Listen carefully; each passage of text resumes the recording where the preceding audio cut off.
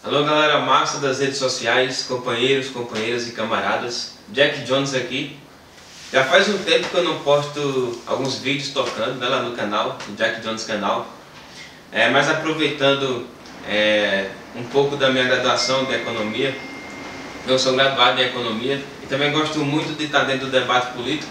Hoje eu estou recebendo um camarada muito especial, um grande companheiro, um cara que já está na vida política há muito tempo, um cara que é engenheiro agrônomo e é candidato a deputado federal com o número 1313, Caramuru Paiva. Hoje a gente vai estar fazendo uma entrevista com ele. E muito obrigado, Caramuru, por aceitar o meu convite e participar dessa pequena entrevista. E é isso aí, cara, com você. Eu é que agradeço, Jack, a galera que acompanha o teu canal. A razão que me fez entrar no maior desafio da minha vida é a mesma razão que me traz a conversar com um garoto aqui, que é o seguinte: a política é quem decide os nossos destinos. O valor do salário, o valor do recurso para a educação, saúde, quanto que virá para dentro do Nordeste, do Rio Grande do Norte. Então a política faz a definição. Eu encontrar um jovem a fim de trocar uma ideia sobre essa eleição de 2018, que é tão específica, porque ela traz uma disputa de lados muito evidente. Tem dois projetos de Brasília em disputa, como tem dois projetos de Rio Grande do Norte. Show. Caramuru, a primeira pergunta que eu quero fazer para você não é nenhuma pergunta, mas eu queria que você falasse um pouco da sua história, da sua carreira política, quando você nasceu, como você entrou nessa militância, né? Você é um cara filiado ao Partido dos Trabalhadores, eu também sou filiado ao Partido dos Trabalhadores. Estamos juntos aqui em Pau dos Ferros construindo essa juventude petista, não só em Pau dos Ferros, mas no Rio Grande do Norte e também em todo o Brasil. A gente sabe que o PT vem sofrendo diversos ataques, não só dessa direita mais gourmet, mas também de uma extrema-direita que está surgindo em decorrência do golpe de 2016. Eu queria saber como foi que você entrou nessa militância, de onde você veio, sua formação. Eu queria que você falasse um pouco para a gente sobre isso. Sim, eu sou de origem rural. A minha primeira infância foi no campo, então isso está no meu imaginário. Mas com 10 anos eu já estava na cidade, meus pais separados. Minha primeira experiência de ganhar algum dinheiro foi vendendo din-din. Depois aqueles bicos, vendendo nos parques, nos circos, e frentista de posto, com 12 anos. Aos 14 eu fui ser menor aprendiz do Banco do Brasil, que era uma seleção que fazia a partir das notas, pegava os alunos que tinham os melhores desempenho e fazia uma seletiva para trabalhar na agência do Banco do Brasil. Aquilo mudou minha vida, porque eu pude sustentar a minha família, minha mãe e meu irmão, e pude comprar livros. Os livros ajudou a responder uma pergunta que eu tinha dentro de mim. Eu acho que esse sentimento de esquerda, ele vem por dentro da gente, que é um sentimento de não conformidade com o que é injusto, com o que é anticristão, com o que é contra as coisas que nós compreendemos como bem comum. E foi estudando, comprando livros, que eu pude descobrir que o nome daquilo que eu sentia era um sentimento de esquerda. Aí descobri o movimento estudantil, fui para o Grêmio Estudantil. Em seguida, com 16, conheci o teatro de rua, ajudou muito a quebrar a minha timidez. Fui do movimento Escambo de Teatro de Rua, que reuniu os grupos de teatro de rua do Brasil, num movimento que surgiu aqui dentro do interior do Rio Grande do Norte, lá no município de Janduís, com pessoas muito referenciais para a minha vida nesse campo da formação cultural. E fui fazendo descobertas importantes de outros tipos de músicas mais de raiz, mais de dentro da nossa região. De modo que com 17 eu entrei na universidade, passei em 2 vestibulares, letras e agronomia, e cursei agronomia, abri mão de letras para uma pessoa que estava na sequência esperando poder cursar, e fui engenheiro agrônomo. Daí eu conheci com mais dimensão de elaboração intelectual o que eu já vivi na minha infância, na minha adolescência, que era a vida do campo, voltada para uma perspectiva de preservar o meio ambiente, de produzir alimentos saudáveis, e comecei a compreender que o semiárido, que nós chamamos de sertão, a região seca, o polígono da seca, como alguém queria chamar, essa região não era desenvolvida por conta das suas dificuldades climáticas, que havia lugares no mundo mais difíceis do que os nossos em termos de dificuldades climáticas. É uma escolha política de empobrecer essa região. E começamos a experimentar várias iniciativas de produzir dentro do interior do Rio Grande do Norte. E foi quando eu fiz uma outra descoberta importante para a minha militância política, é que o interior, a parte mais de dentro do nosso estado, do nosso país, ela simplesmente não era e não é alcançada como deveria pelo poder público, pelo Estado brasileiro. O governo federal, o governo estadual não olha como deveria olhar para dentro do nosso estado. Então, o jovem de dentro do estado, a mulher de dentro do estado, o negro de dentro do estado, o agricultor de dentro do estado, o interior chamado, quem vive no interior, o idoso, o homem, a mulher, tem uma dificuldade a mais do que quem vive nos grandes centros. Não porque o interior seja naturalmente mais difícil, é porque a centralidade da política está nos grandes centros. Isso ajudou na minha formação e desse caminho foi que eu encontrei no PT a possibilidade de fazer política. No outro partido a gente era convidado a ser cabo eleitoral, nos partidos que tinha no interior do estado. E num partido como o PT havia possibilidade de uma pessoa sem notoriedade, sem tradição, sem vir das oligarquias, exercer o direito político de ser candidato. Isso formou a minha história, né? Daí eu conheci algumas pessoas do partido e pude ter uma formação política. E também nesse intervalo veio a minha história também individual, meu casamento com a professora Joyce, as minhas 3 filhas, Sucena, Mel e Iracema, e um conjunto de amizades que eu fiz ao longo da minha, já hoje, quase 2 décadas de formação como engenheiro. Bom, Caramuru, um debate que já vem sendo feito, mais especificamente de 2014 para cá, é sobre a economia brasileira. Nessas flutuações, diga-se de passagem, negativas, que a economia brasileira vem sofrendo. E junto a isso nós também passamos por uma profunda crise política, que eu acho que teve o seu apogeu ali no golpe disfarçado de impeachment da presidenta Dilma Rousseff. Mas voltando a falar da economia, o Rio Grande do Norte ele não aparece como um ponto fora da curva. Pelo contrário, ele sofreu com essa crise econômica, também com essa crise política. Sim. E tem passado aí diversos vexames na sua situação financeira, né? Como a gente sabe, tem professores que estão com salários atrasados, né? Professores da UERN, e muitos servidores públicos do estado do Rio Grande do Norte. Dentro desse tema, quais são as potencialidades que você vê dentro da economia do Rio Grande do Norte, também dentro do Alto Oeste, envolvendo aqui cidades como Paulo dos Ferros, Francisco Dantas, Rafael Fernandes, Porto Alegre. Quais são as potencialidades dessas cidades da economia, quais são os obstáculos e quais seriam os possíveis projetos que o deputado federal Caramuru Paiva iria elaborar para que essa economia se tornasse mais pujante e mais evidente?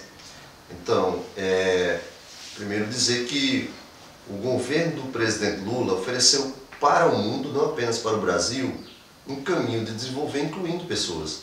Nenhum outro país em desenvolvimento, emergente, tem a mesma característica. Você perceba que assim, a referência de crescimento econômico e desenvolvimento do capitalismo é os Estados Unidos.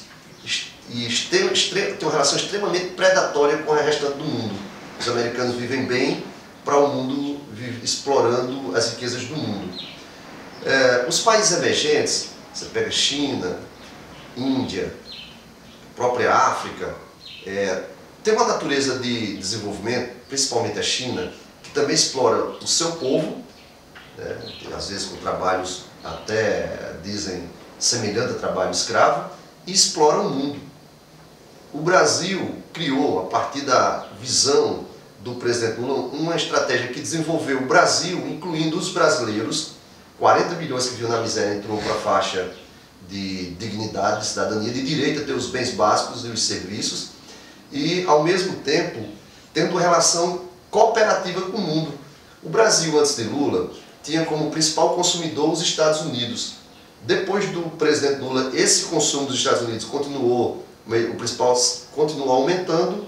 Acontece que Lula viu o mercado onde ninguém via. Foi ser solidário com a América do Sul, com a África, com a Ásia, a Arábia, e abriu os mercados, a Europa ampliou, de modo que o Brasil passou a vender para o mundo inteiro, e em relações que cooperavam de vez em quando, ajudando alguém no mundo também nos momentos de dificuldades, né? Por exemplo, o Haiti, quando teve um problema de um terremoto, a equipe brasileira foi lá da sua cooperação. Então, o modelo de desenvolvimento que Lula ofereceu ao mundo, enquanto o mundo optou por enfrentar a crise do capitalismo mundial com recessão, Lula ofereceu uma alternativa de fazer com inclusão de pessoas, para ter mais gente para comprar, e isso aqueceu o mercado consumidor interno e fazer o Brasil que está entre os 5, 6 gigantes do mundo. Então você pega,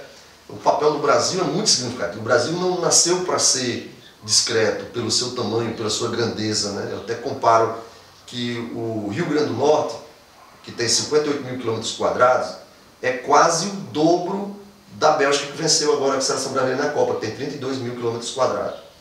Então, essa forma de desenvolver o nosso país despertou a ira e a preocupação da grande representação do capital internacional, principalmente capital especulativo, o pessoal da indústria petrolífera, né, os grandes petroleiros do mundo, e a bancada internacional que banca, as 3 corporações multinacionais que bancam o agronegócio. E implantaram no nosso país até escutas, né, telefônicas na presidenta, o governo americano, escutando o que havia de estratégia no nosso país para montar o cenário da derrocada da presidenta Dilma. De lá para cá nós vemos um outro modelo sendo instalado. Entrega do pré-sal, entrega das nossas fontes energéticas como um todo, né? Uma ideia de que o Estado deve favorecer, porque a grande disputa é essa, para onde vai o recurso do Estado? E a ideia que está em voga é que o Estado deva favorecer aos grandes, para que os grandes depois contratem os trabalhadores e as trabalhadoras. Então, de repente, quando o Temer dá 1 trilhão de isenção para as grandes petrolíferas, ele está dando um sinal que para ali tem dinheiro. Ao mesmo tempo, recolhe os investimentos da agricultura familiar, por exemplo, eram 30 bi em 2015 e agora é 6 bi em 2018, caiu 5 vezes. Esse modelo afeta o Brasil, os estados brasileiros, a federação como um todo. Mas o Rio Grande do Norte vive um capítulo específico. Mesmo dentro desse modelo de crise, o Nordeste, estimulado pelos investimentos iniciais do presidente Lula e por mudanças políticas, o Nordeste vive uma situação inversa ao Rio Grande do Norte. Pegar o Ceará em franca ascensão, o Maranhão em desenvolvimento, professores ganhando bem, o Piauí deixou de ser a referência de pobreza, nós falávamos de pobreza no Brasil, de Piauí. A Paraíba, as estradas maravilhosas, você sai do Rio Grande do Norte numa buraqueira, quando começa a andar bem, você chega aí na Paraíba. Pernambuco bem, a Bahia, o sertão baiano, que era um miserê, começou a trazer dignidade, e se pergunta, o que aconteceu? Por que que os estados do Nordeste caminham para frente e o Rio Grande do Norte para trás? O Rio Grande do Norte não tem potencial? Imenso potencial. O sal potiguar é a maior produção nacional, o caju potiguar figura junto com o Ceará e o Piauí na maior produção. As frutíferas irrigadas do Rio Grande do Norte é uma riqueza imensa. O nosso litoral é lindo, o petróleo potiguar é forte. Dentro do nosso estado, a culinária potiguar, o turismo potiguar, aqui do Alto Oeste, as regiões, o circuito das serras, no Seridó, a culinária, enfim, nós temos um potencial incrível dentro do Rio Grande do Norte. O que nós temos de diferente, ao meu ver, eu caracterizo em dois aspectos do campo da política. Um é que nesses outros estados do Nordeste, eles aposentaram as oligarquias. Em todos os estados, as oligarquias caíram fora e entraram forças políticas novas, num campo mais popular e à esquerda. nos estados do Nordeste. E o outro, que fez bem também, foi interiorizou o poder político.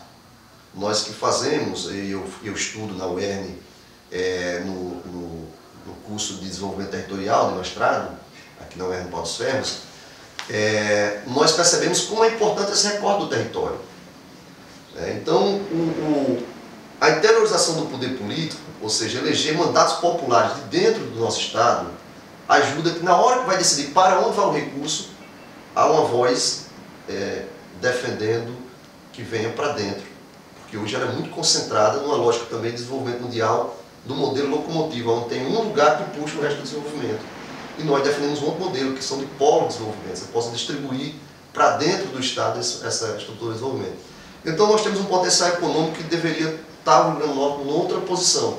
Mas como tem um caos na gestão do estado, uma má gestão que vem se acumulando governo a governo, e ninguém cuidou de arrumar essa saúde financeira do estado, os investidores começaram a migrar. E aí os problemas sociais se evoluem, violência sobretudo, eu estava vendo dados, como é o perfil de quem está preso? Geralmente é baixa escolaridade e morador da periferia. Mais de 90% tem menos do que o ensino fundamental e mora na periferia. Não é que lá seja, por natureza, quem mora lá seja marginal. O problema é que quem mora lá está vulnerável ao crime sob essas condições. Então o Estado precisa retomar uma situação de animar e motivar a população para o caminho do desenvolvimento. Isso rebate sobre a economia que você falou e traz o caminho do desenvolvimento para o Estado e para o Brasil. É preciso retomar uma rota, prometeram, quando tiraram o Dilma, prometeram crescimento econômico, fim da corrupção e melhoria da vida do povo. Nenhuma das três coisas aconteceu. A rota de satisfação e de felicidade vinha sendo trilhada com Lula presidente e depois com Dilma, que travaram o segundo governo da presidente Dilma.